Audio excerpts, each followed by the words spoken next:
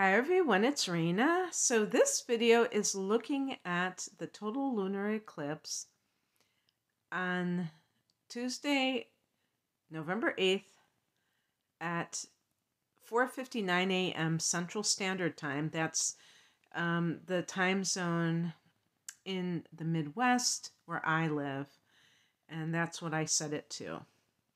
I think pretty much around the world it will occur sometime on November 8th. I'm trying to remember what the time difference is between my time zone and Australia. I think it might be like 15 hours or something. So I think even in Australia it would probably be before midnight. So that's pretty wild. But anyway, I have been having this lunar eclipse on my radar for months now. When I found out about it, especially because I discovered that Uranus would be in conjunction with it at the exact same 16 degrees of Taurus. Uranus is currently retrograding and will be a total hit with this lunar eclipse. If you know anything about the influence of Uranus, it's all about things that are surprising, shocking. It can be disruptive, rebellious. And because in the United States, this is our election day, I feel like, and Uranus can relate to technology. One of the first things that I think is that this could indicate a disruption of the technology. I'm afraid that the internet may go down on election day in the United States. And I don't think it would be just a random thing. I think it would be deliberate, maybe hijacking the elections because the results are something that certain people cannot accept, because it'll be game over for certain people who are trying to hold on to power, and they know it. They know that the odds are not in their favor, and there has been a tightening of the scrutiny for voter fraud. There are systems in place to kind of like put in check any kind of suspicious activities. And so really the only thing that they can truly do is to disrupt the proceedings from the perspective of, there still is electronic voting. So, and even the tabulations and stuff like that. So if there is some kind of internet that goes down, I don't think it's going to be just from some natural disaster or fluke accident. I think this is going to be intentional. And it really doesn't matter when you're looking at the astrology and you see aspects. It doesn't mean that everything is happening randomly or kind of like a natural disaster. It can be any kind of interference, including human interference. And one of the things that popped into my mind when I was thinking about this date is its time. And what I meant was that we've been waiting. Maybe some people haven't been waiting, but a lot of us who are kind of like outside of the mainstream narrative, we've been waiting for that time when everything starts to unravel and the truth comes out. And it's been really frustrating because things seem like they're pointing to disclosure, and then it gets stifled, and you start to your mind starts to play tricks on you and you start to think, what if it's all just a big hoax? And I'm sitting here waiting for something that was never going to happen in the first place.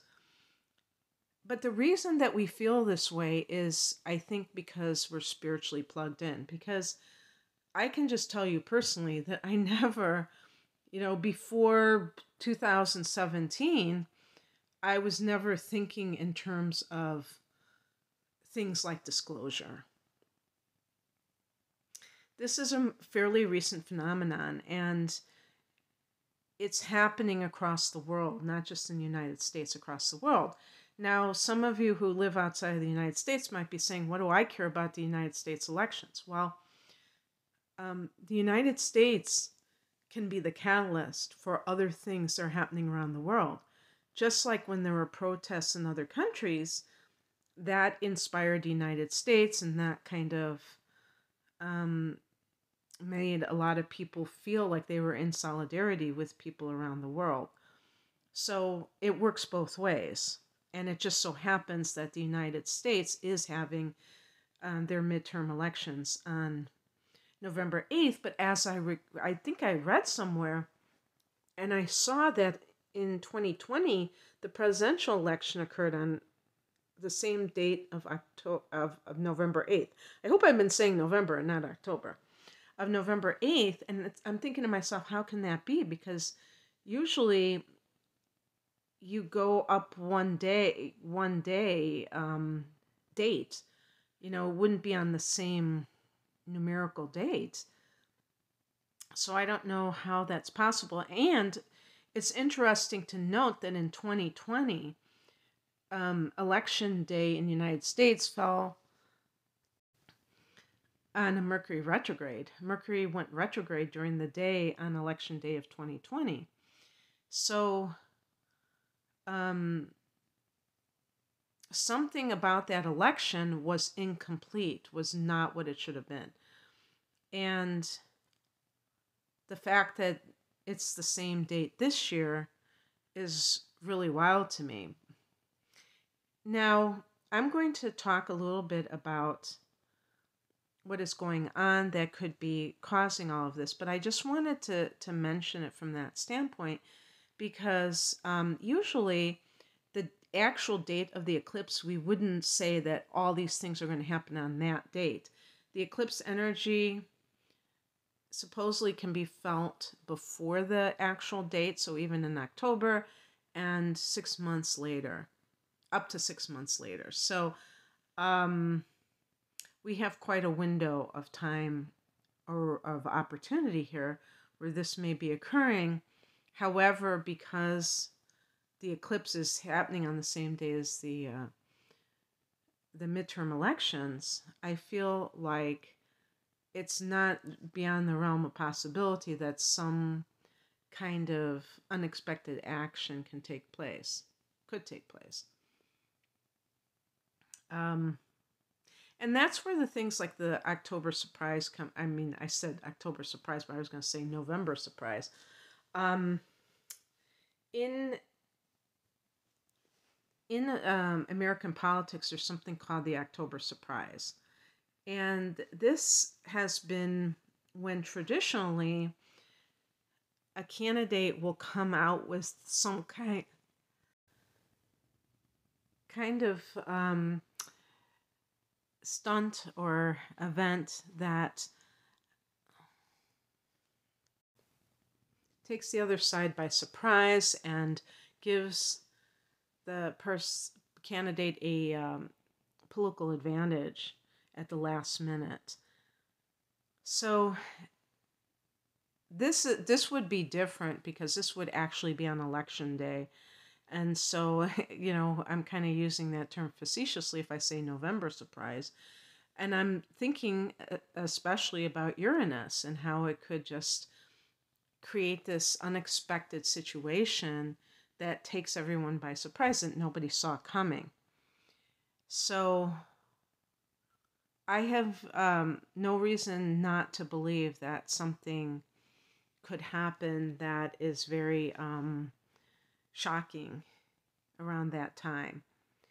And I'm recording this a couple days before the end of October, and I actually woke up this morning and I felt this kind of, um, sense of something brewing.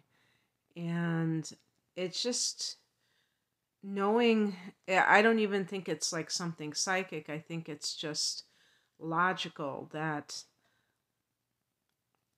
the stakes are so high that I could see people being very nervous about the possibility of the other side winning, because they know that they're going to be um, indicted, that there's going to be all kinds of legal battles that occur, and in some cases, criminal trials against certain crimes that were committed by certain people. And believe me, there's more than one category. So, looking at the information that is dealing with this particular eclipse and what is going around. Oh, one thing that's important to note is that the number 16, which is the degree of the lunar eclipse, is the same number as the Tower card in the tarot. If you've ever seen a picture of the tarot card for the Tower, you know that it is a very dramatic. I'm talking about the Rider-Waite, Pamela Coleman Smith picture. It shows the destruction of something.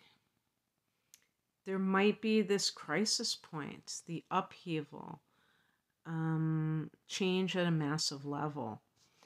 And this is why people are so drawn to the Tower card, because when you see that classic image, it just reminds you of something that comes maybe out of nowhere and leaves destruction in its wake, but it's there, it's a change agent. But sometimes change is very messy, and this can be a very chaotic type of influence. So whether or not that is borne out by the number 16, because I've seen things in numerology that are not connected to those kinds of themes like upheaval, and there's more peace associated with it. But in any case, in numerology, you also like add the numbers to get that base number if they're double digits, and 1 plus 6 equals 7, and that's a choice point. That's also it connects with the intuitive and the contemplative. And we're going to be having a 7 universal year in 2023. So this may be that catalyst that is needed in order to get into a year that is more about our own personal development than having, I'm sure a lot of us would love a break from all of this craziness, but I'm not suggesting that, 2022 is going to be end of that altogether.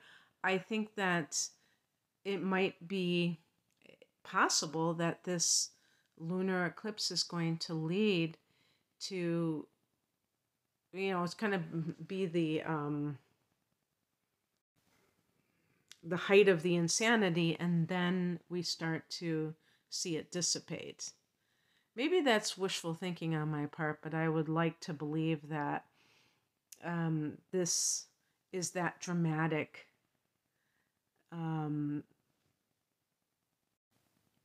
zenith or peak experience. And as a matter of fact, a full moon in general can create a crisis point and bring something to its fullest potential, which sometimes means that then it has to be, it's like a release. And a lunar eclipse is a heightened version of this. And there's also that idea of release with these kinds of things, eclipsing something out of your life. But then you add the Uranian influence, and it's really like a sense of freedom. So that release becomes relief because someone is finally liberated from something that might have been quite oppressive to them. So I want to look at some of the things that are going on with this particular lunar eclipse. So at the time that the moon is in Taurus, the sun is in the opposite sign. This is true of all full moons. And the lunar eclipse is just a more powerful version. So the sun is in Scorpio. But Mercury is also in Scorpio, as well as Venus. We have Mars in Gemini. And the Scorpio energy stands for things that are beneath the surface.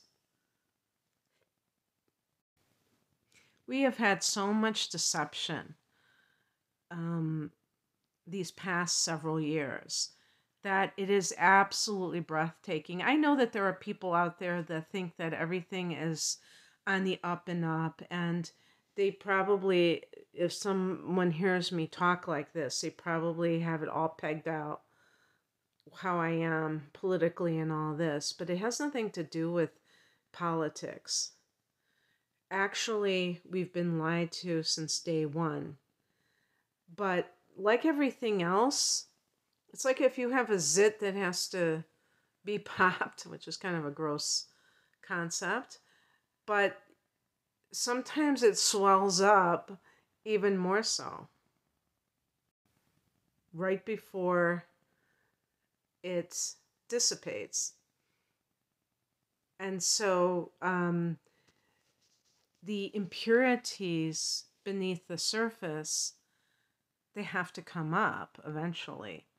And that's what is going on with us as a collective, is that we have been fed so many lies that it has to eventually be purged.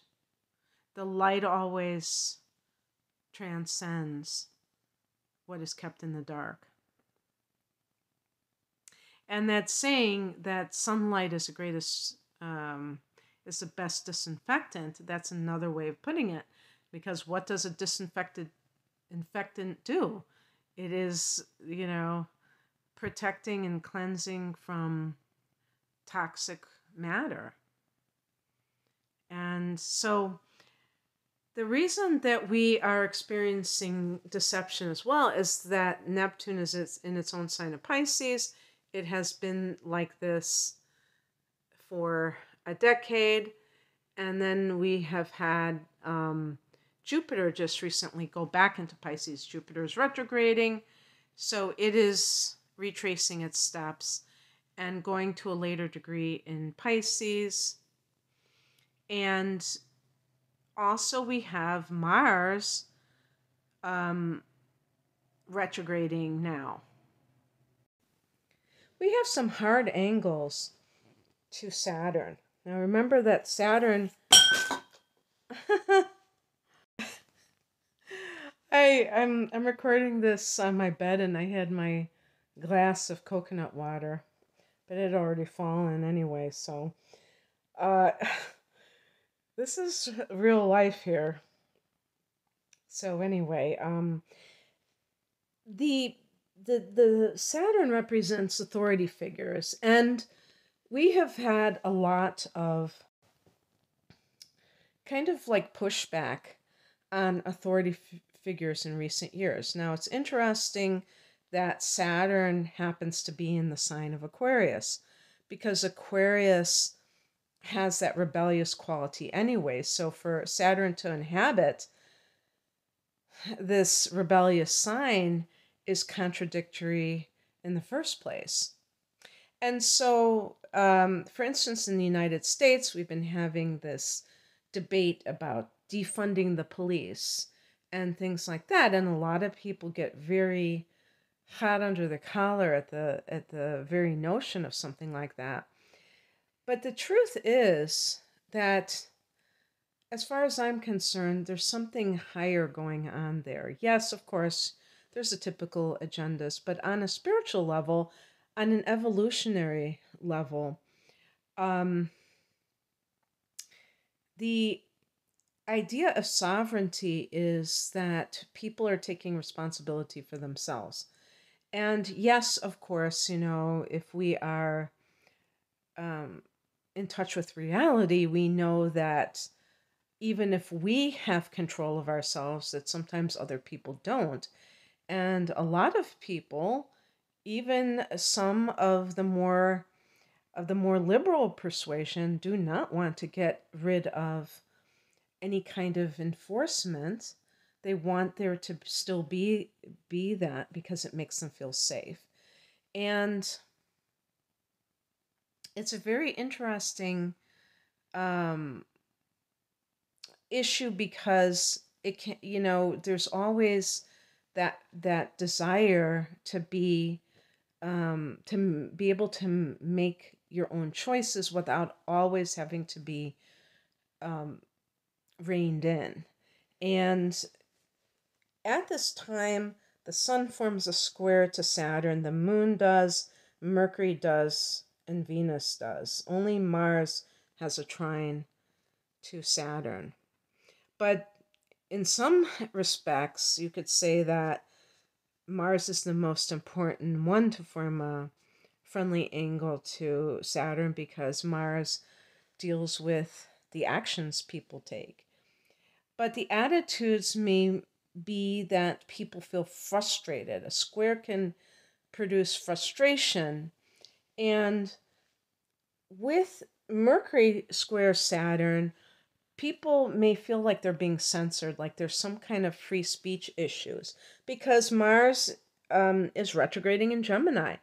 When Mars is direct in Gemini, there's combative language, fighting words. But when Mars is retrograding, there might be a bit of a retreat from some of that aggression on the verbal level, not because a person isn't feeling that, but because they're being cautious for whatever reason. They're afraid that it's not safe to be able to express oneself in a very rebellious way, that it isn't going to be received well. And so there might be pulling back, but it's interesting because there still is that battle either way where free speech is up for grabs because Gemini is about speech, it's about the media. So there may be this thought that it needs to be redone, that it's not working for us. And again, I feel like even the Mars retrograde in Gemini could have some impact on social media and the internet in general being curtailed in some fashion. And of course, ultimately this will be temporary because you can't do this forever, but it might be to prevent something like the midterms from going through. And if there are any other countries around the globe that are also going to vote for leaders, those countries might be also experiencing the same thing. Now, it might not play out in the same way, but it might have similar themes. The other thing, too, is Mars squaring Neptune.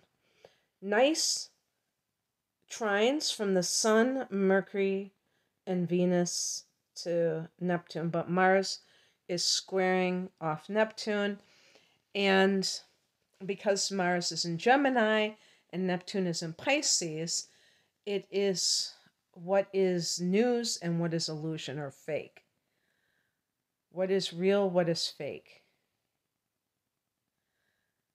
And how, for what purpose are we even communicating in the first place? Because sometimes there might be the perfectly accurate reporting that is going on, but even it has an agenda. It's just like when the local news reports murders and mayhem, and they seem to just do that constantly, reporting accidents and murders and just things that are very dramatic, but on the negative side.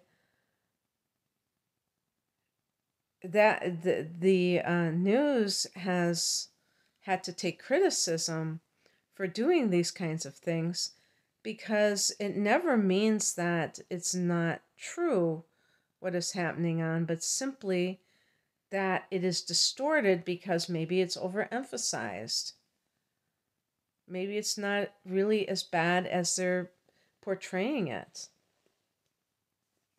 But the bottom line is that we can't control other people. And if you feel called upon to, if there's some kind of protests that are happening after the election, maybe that night, probably more likely days after, considering that that's how it's been in the United States lately, is that it drags on sometimes for days before a certain contest is announced in terms of the winner.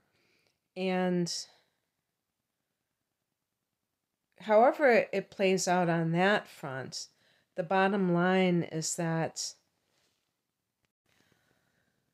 if people feel compelled to take to the street for any reason, either because their so-called side didn't do well on election night, and they think that there was cheating that went on,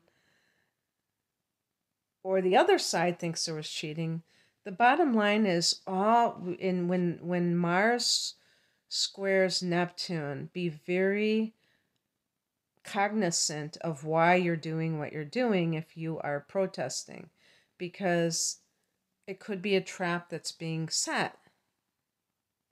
And I really dislike saying that, because I do feel that protests can serve a purpose. They can draw attention to an issue and make other people also passionate about the issue. So don't get trapped in someone else's delusions or outright deception, which Neptune can represent as well, and just jump into action without really knowing what you're getting yourself into. The North Node is at 13 Taurus, so it's totally involved in this eclipse too. And that can give us a feeling of it's time. It's meant to be. Whatever is going on, no matter how messy it is, the transiting North Node can be our date with destiny. And this would be as a collective. And even if it is kicked up a notch in terms of the chaotic factor, and we maybe have not experienced something that is totally out of control in our lifetime, But even if that's the case, if we think about the outcome and we think about what it is that we're willing to endure in order to get to the promised land, if you will, this is how we have to proceed, because something has to give. And that's another aspect of the Tower card. Yes, it's a liberation, but it comes from the buildup of tension, the explosive energies that have been kind of contained but are about to pop. Some people who are more sensitive can sense this buildup of energy.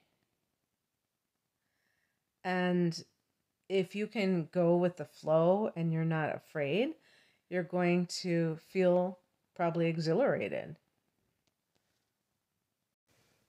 It's a little funny to try to make this seem like something positive, because it definitely can be wild card energy.